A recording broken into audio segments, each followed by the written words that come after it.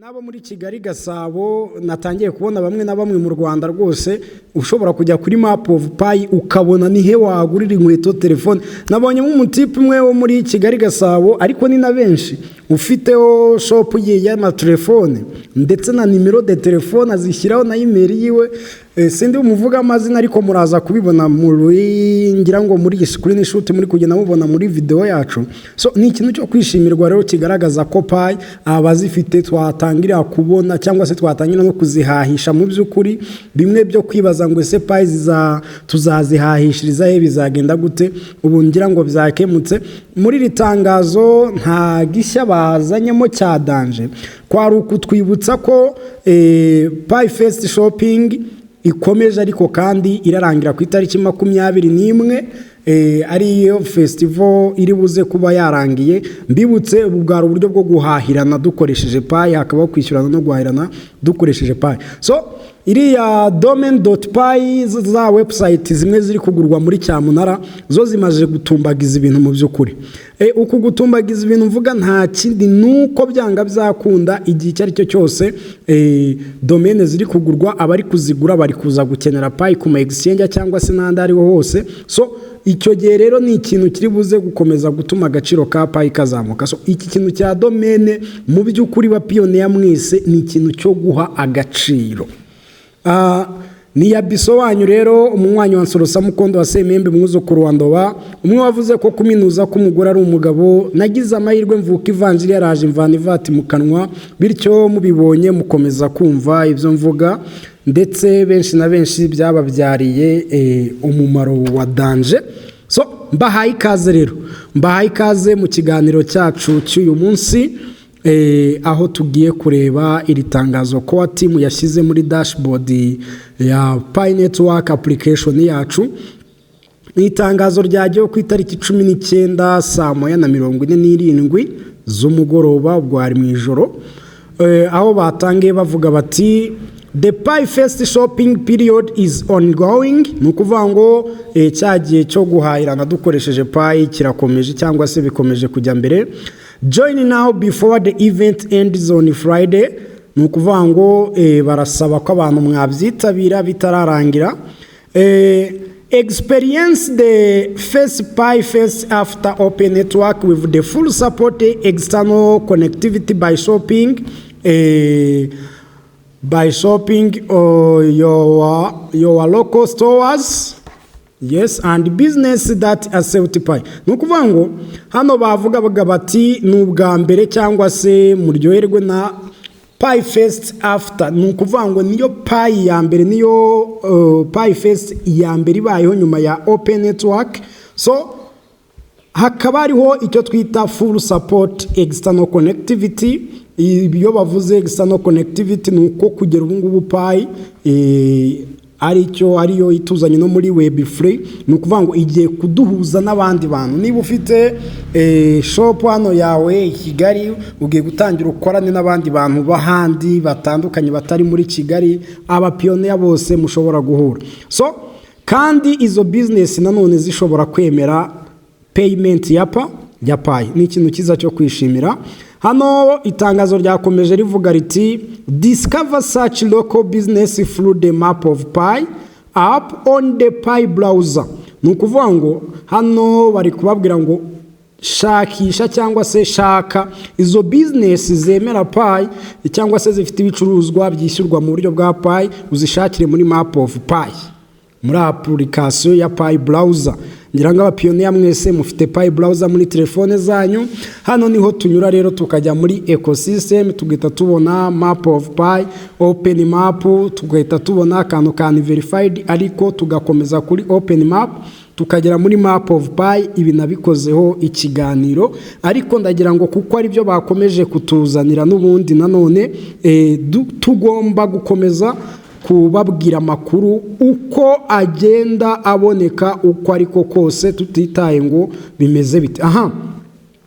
Currently over 100,000 registered sellers. Nukuvuga ngo aka kanya dufite abacuruzi barenga 100,000 biyandikishije including 51 active seller 51,000 ubwo ni ibihumbi 51 birengaho ibihumbi 51 birengaho by'abacuruzi bari active donc bari gukorera kuri map of pi babategereje waiting for you to discover and experience them. Ni ukuvuga ngo bategereje ko mubabona, donc bo bari tayari, ibicuruzwa barabifite, bategereje ko mwinjira muri map of pi mukababona. So bagusabaga rero ngo share your pi local shopping experience in the PiFest channel on Fireside Forum. So kwa rukusangiza makuru abantu muri pi local shopping. Donc iyo tuvuze local shopping ni uguhahira aho ngaho cyase nayo mabotike ari muri quartier iwanyu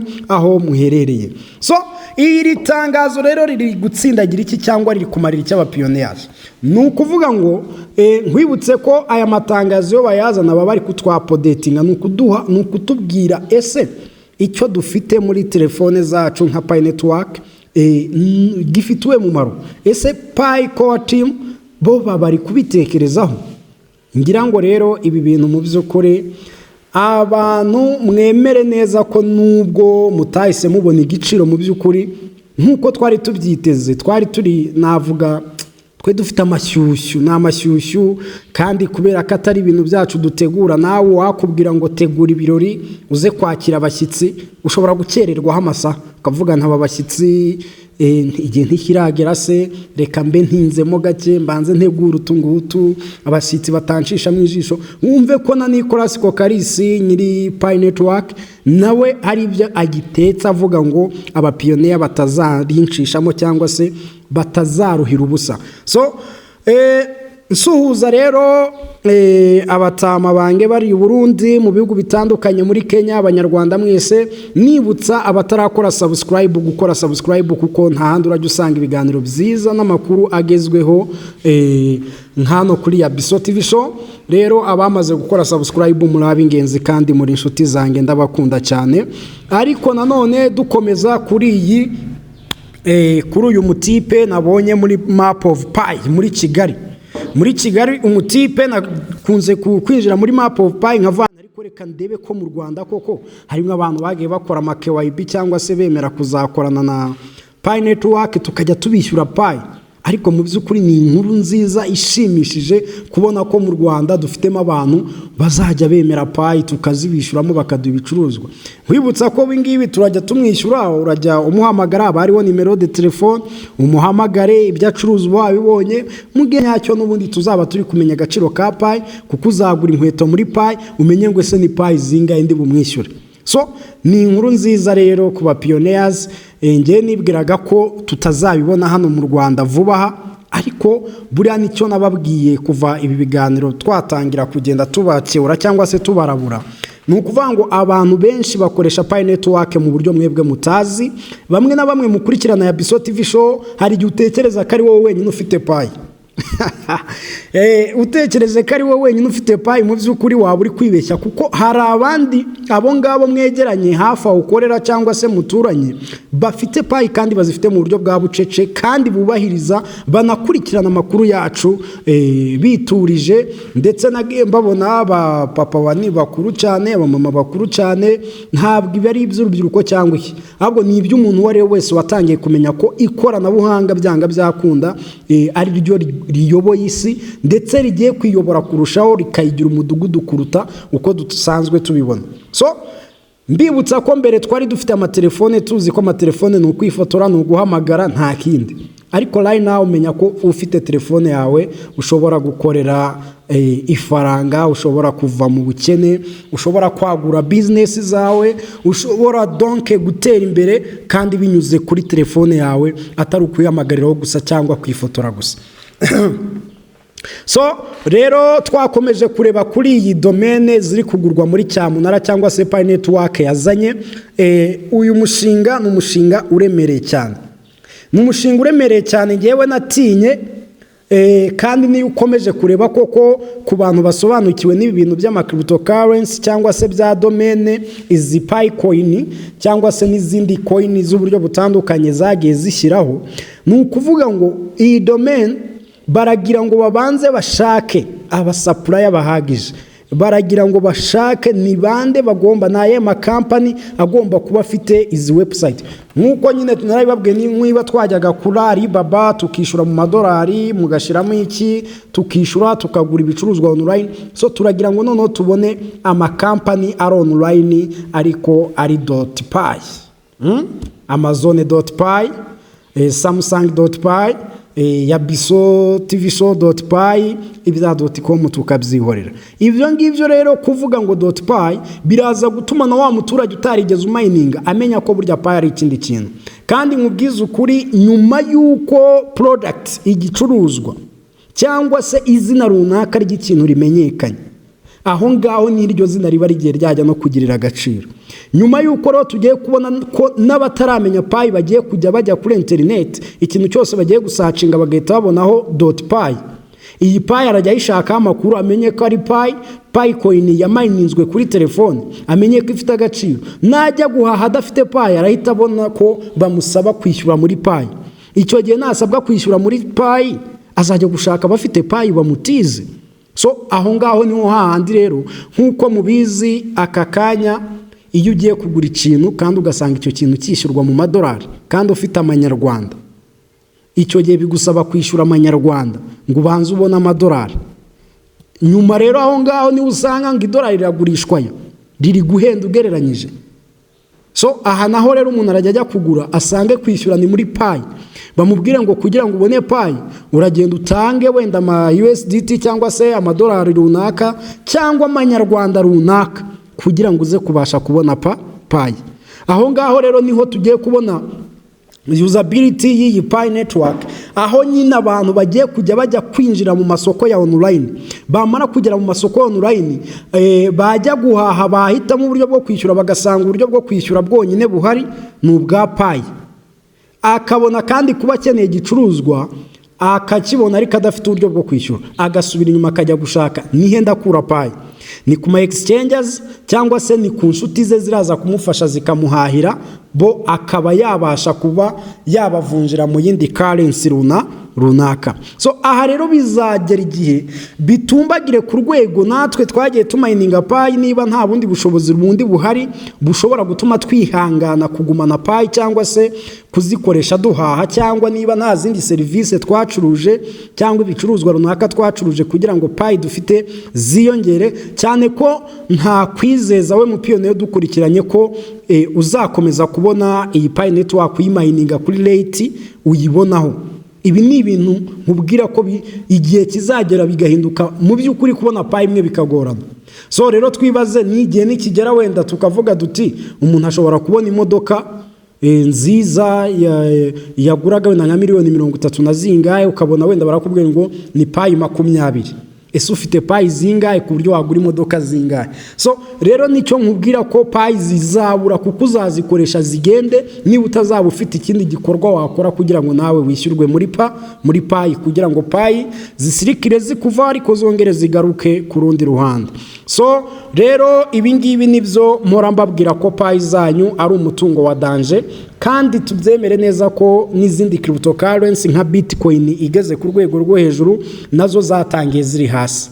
So dufite amahirwe rero ko abo Bitcoin yatangiye bafite amakuru 2009, nta makuru ngiye nari ntarayagira. Bitcoin natangiye kumenya amakuru yayo 2017 na 6, ariko ntabwo nari mfite ubukangurambaga nk'uburiho iki gihe.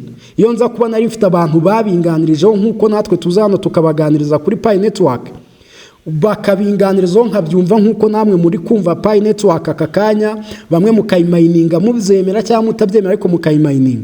Icyo gihe rero iyo biza gukunda umuntu akaguraho utu Bitcoin twa 500 gusa, kuko Bitcoin yaguraga ibiceri 30. Iyo rero tuza kwiguraho nk'icyo gihe kera, aka kanya hari ibyo twari kuba turi kuvuga bindi bitandukanye n'ibyo tuvuga aka kanya. Hari twari kujya tuza kuri kamera tukavuga ibintu tubereka gihamya, ariko right now dufite ibihamya byinshi kuko tubirebesha amaso. Iyo tugiye ku exchange turabona Bitcoin iri kuri kugura, kandi ugiye mu mateka yabibona ko icyo giciro cyayo cyo hasi kigeze kibaho. So rero dufite ibihamya bishobora kutwizeza ko n'iyi py network tugomba kuyiholdinga, tugomba kuyibika cyangwa se tugomba kuyikomeraho. waba ufite izo payi okay, ni bya bindi by'abanyarwanda ngo amaraso y'umugabo namuraye ku murundi, ntabwo uri buze gukena ngo kubitwe n'ibibazo, kandi wenda ufite payi uraza gutangaho duke birumvikana. Ariko ibyo bibazo nkwibutse ko nibyo nyine bizatuma koko igihe kigera ukatangira ugatekereza uti nari mfite payi nzari ndiye ndazitanga, ugatangira kwicuza kubera ko utigeze ugira umutima umeze nk'uw'intare uvuge nti reka ngumane payi zanjye mu bibazo byose nacamo, reka nzigumane, reka nzibike, ntegereze future, kubera ko igihe kizagera iyo payi imwe watanze ku gaciro k'inoti y'igihumbi cyangwa inoti ya 2, igihe kizagerayo hahandi ibyo uzaba ufite byose ahubwo niyo wabigurisha utabona na payi imwe. So tujye twemera ko coin zihinduka kandi zigahinduka ziyongera cyane cyane muri uburyo bwa cryptocurrency. So mbasaba gukora subscribe, ikiganiro cy'ubutaha ndaza kubabwira neza cyane ko ari abantu bagiye babisaba, niho turaza kubakorera cya kiganiro cy'uburyo Bitcoin, BTC mining, amakuru yayivuzwe yose na yahe, ese kugera ubu bimeze gute, za XRP, za Delta ndetse n'izindi coin zose bamayiningira kuri telefone. Amakuru rero ntabwo agomba kugucika ni nyuma y'iki kiganiro. Icyo usabwa ni ugukora subscribe no gukanda kunzogera kugira ngo icyo kiganiro kitazagucika. So ciao ciao, ni Yabiso wanyu rero, ndabakunda cyane.